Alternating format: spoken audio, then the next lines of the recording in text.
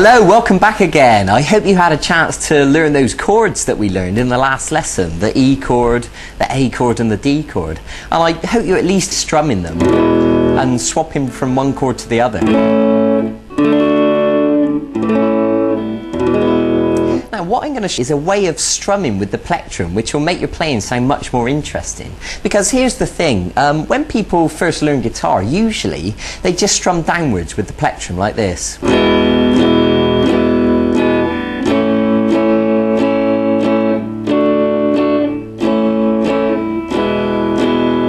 And that's okay, but after a while you'll find that that starts to sound quite boring. So what I want to do is give you a more interesting strumming pattern that will make it sound you know, a lot more alive. And also I'm going to show you a new chord today. It's the G chord. So this strumming pattern is a downstroke, an upstroke, a chop, I'll explain that in a minute, and an upstroke. So when we put that together it sounds like this.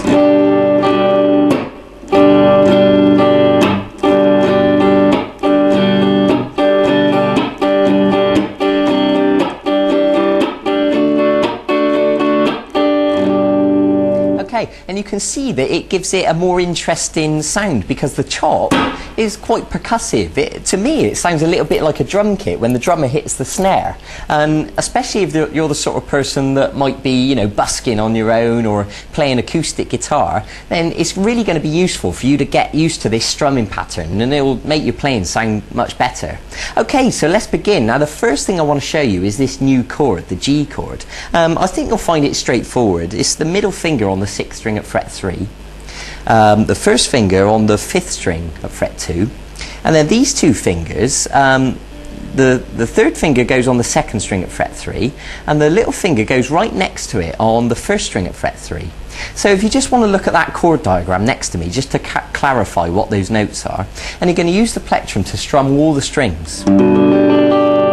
Now you should know by now, if you remember me telling you in the last lesson, that you should be arching these fingers up and there should be plenty of space underneath, and you know, you should be holding down with lots of pressure, and the back of the finger shouldn't be accidentally touching the string behind it, so that when you strum all the notes it should sound like this. Nice and clean and clear. So if you need to practice that for a second, you know, by all means pause the video and just make sure you got that right.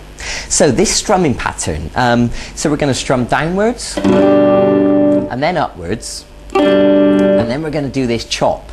Right, so let me explain that now. Now what the chop is we're going to use the palm of our hand to touch all the strings like this. And what happens is our hand comes, the palm touches all the strings, and then the plectrum follows through, but because we're touching the strings all the notes are muted like that. Now you shouldn't be able to hear any notes at all. If you can hear anything like that, then you need to make sure you're holding down on those strings with more pressure, and they should be totally dead. So that'll take a little bit of practice, and eventually you can bring your hand down and chop all in one motion like that.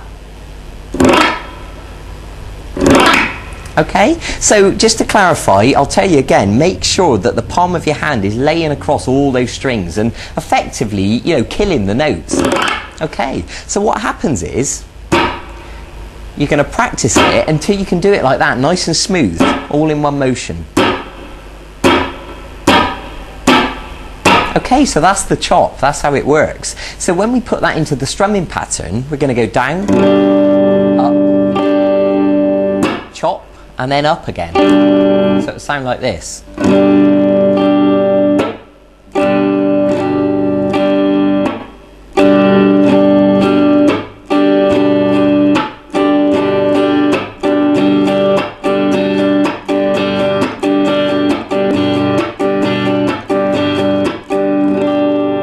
Okay, now it's easier said than done. I expect that'll take you quite a bit of time to practice that. I mean, I know it takes my students quite a while before they really get the hang of it. So that's brilliant. So go easy on yourself. That, you know, don't give yourself any pressure to be able to play that straight away.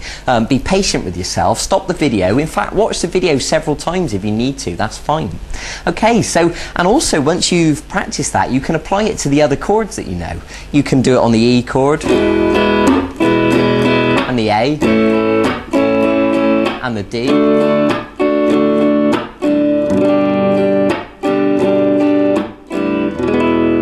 And you're at a stage now that you can start experimenting with these chords, and you can begin to, you know, create your own sequences and start writing your own songs. And as you learn more and more chords, then you'll be able to write more and more interesting songs. Okay, so that's what I want you to do. I want you to practice the G chord, as well as practicing the 3 other chords that we learned before. And I want you to practice that strumming pattern, the down, up, chop, up. And go and get on with that and really dedicate yourself to it. You know, make sure you can really do it smoothly. Okay, and I'll see you in a few days for the next segment of this e-course. We're going to learn something a little bit different. We're going to move away from chords, and we're going to learn what's called the blues scale. And I'm going to begin to teach you how to improvise. So it's all going to get more exciting from here on in. So thanks for joining me. Go and get on with that. Go and begin practicing right now. And also, if you want to go and look at the website and check out the archive and see if there's any songs you want to learn, because if you're brave enough to sort of, you know, go and tackle those now, then that would be brilliant, and you can start to build a repertoire of songs that you can play to people, you know, play at parties or whatever. So thanks for joining me. I'll see you in a few days for the next segment of this course. Bye bye.